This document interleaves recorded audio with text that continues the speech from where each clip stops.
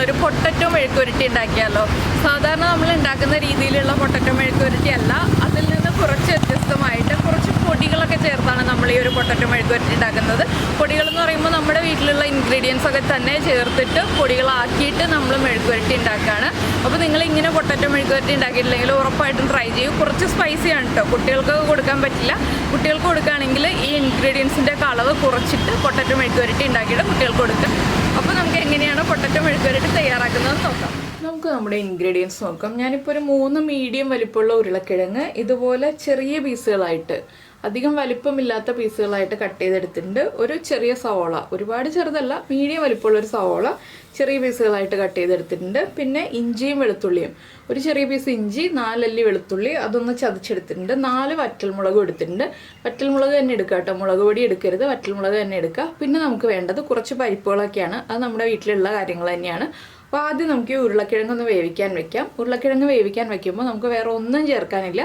ഉരുളക്കിഴങ്ങ് കുറച്ച് വെള്ളത്തിൽ വേവിക്കാൻ വെക്കുക. ഉപ്പും ചേർക്കേണ്ട. ഉപ്പ് ഉരുളക്കിഴങ്ങൊന്ന് 3/4 വേവാകുമ്പോൾ ചേർത്താൽ മതി.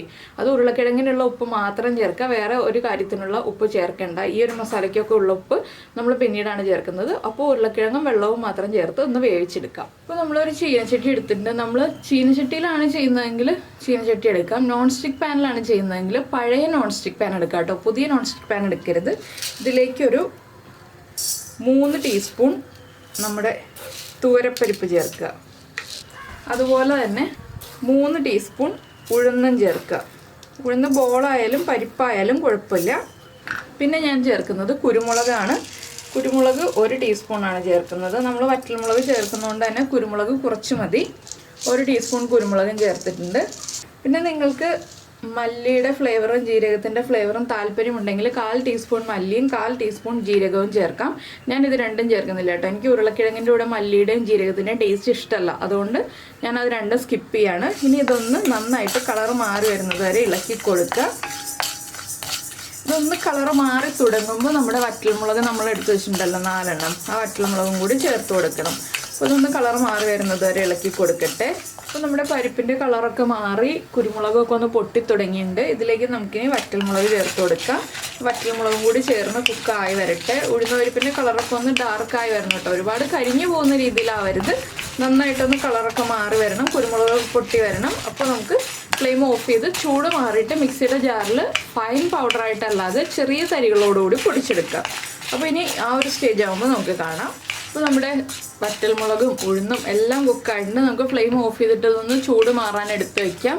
ചൂട് മാറി കഴിഞ്ഞിട്ട് മിക്സിയുടെ ചെറിയ ജാറിലൊന്ന് പൊടിച്ചെടുക്കാം. അപ്പോൾ ചൂട് മാറട്ടെ.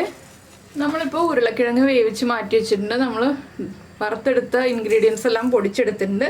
ഇനിയിപ്പോൾ ഞാനൊരു ചട്ടിയിലേക്ക് വെളിച്ചെണ്ണ ഒഴിച്ചിട്ടുണ്ട്. അതിലേക്ക് നമുക്ക് കടുക് ചേർത്ത് കൊടുക്കാം. 1 ടീസ്പൂൺ കടുകൊന്ന് പൊട്ടി തുടങ്ങട്ടെ. അപ്പോൾ നമ്മുടെ കടുക് പൊട്ടിക്കഴിയാറായിട്ടുണ്ട്. നിങ്ങൾക്ക് വറ്റൽമുളക് ചേർക്കണം എന്നുണ്ടെങ്കിൽ 2 വറ്റൽമുളക് ചേർക്കാം കേട്ടോ. ഞാനിപ്പോൾ നമ്മൾ വറ്റൽമുളക് പൊടിക്കാനൊക്കെ എടുത്തതുകൊണ്ട് വറ്റൽമുളക് ചേർത്ത് കൊടുക്കുന്നില്ല. ഇഞ്ചിയും വെളുത്തുള്ളിയും ചതച്ചെടുത്തത് ചേർക്കുന്നുണ്ട്. അതൊന്ന് ചേർത്ത് ഇളക്കി കൊടുത്ത് ഒന്ന് കുക്കായി തുടങ്ങുമ്പോൾ തന്നെ നമ്മുടെ സവോള ചെറുതായിട്ട് കട്ട് ചെയ്ത് വെച്ചത് ചേർത്ത് കൊടുക്കുന്നുണ്ട്. ഇനി സവോള ഒന്ന് കളർ മാറി വരുന്നത് വരെ ഇളക്കി കൊടുക്കുക. ഇതിൻ്റെ കൂടെ തന്നെ നമുക്ക് 2 തണ്ട് കറിവേപ്പിലയും കൂടി ചേർത്ത് കൊടുക്കാം.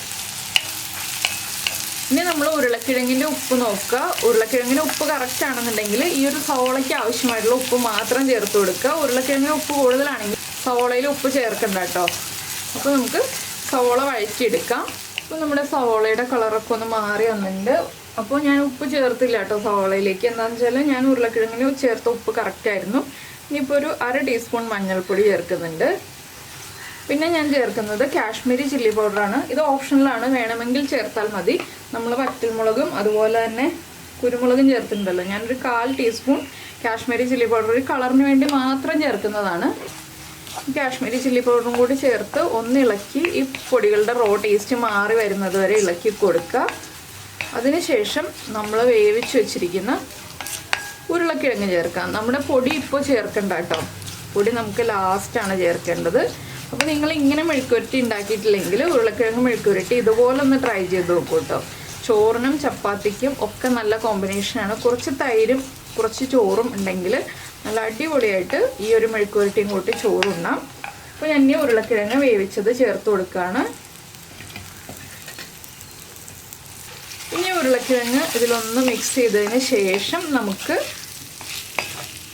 നമ്മൾ റെഡിയാക്കി വെച്ചിരിക്കുന്ന പൊടി ഉണ്ടല്ലോ, ആ പൊടി ഇതിലേക്ക് ഇട്ടിട്ട് ഇളക്കിയെടുക്കാം. പൊടി മുഴുവനേ ഇട്ട് കൊടുക്കാം കേട്ടോ ഞാൻ.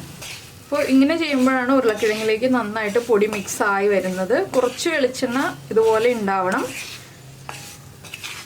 അപ്പോൾ നല്ലൊരു മണം വരുന്നുണ്ട്. ആ കുരുമുളകിൻ്റെയും പരിപ്പിൻ്റെയും ഉഴുന്നിൻ്റെയും ഒക്കെ ഒരു നല്ല മണം വരുന്നുണ്ട്. നന്നായിട്ട് നമ്മുടെ ഉരുളക്കിഴങ്ങിലേക്ക് പൊടികളെല്ലാം പിടിച്ചിട്ടുണ്ട്. ഇത്രയേ ഉള്ളൂ നമ്മുടെ ഉരുളക്കിഴങ്ങ് മെഴുക്കുവരട്ടിയുടെ പരിപാടി. അപ്പോൾ നിങ്ങളിങ്ങനെ ഉരുളക്കിഴങ്ങ് മെഴുക്കുവരട്ടി ഉണ്ടാക്കിയിട്ടില്ലെങ്കിൽ എന്തായാലും ട്രൈ ചെയ്ത് നോക്കൂ. പിന്നെ നിങ്ങൾക്ക് ഈ റെസിപ്പി ഇഷ്ടമായിട്ടുണ്ടെന്നുണ്ടെങ്കിൽ ഒന്ന് ലൈക്ക് ചെയ്യാനും കമൻറ്റ് ചെയ്യാനും മറന്നു പോരുത്. ഞാൻ ഫ്ലെയിം ഓഫ് ചെയ്യാണ്.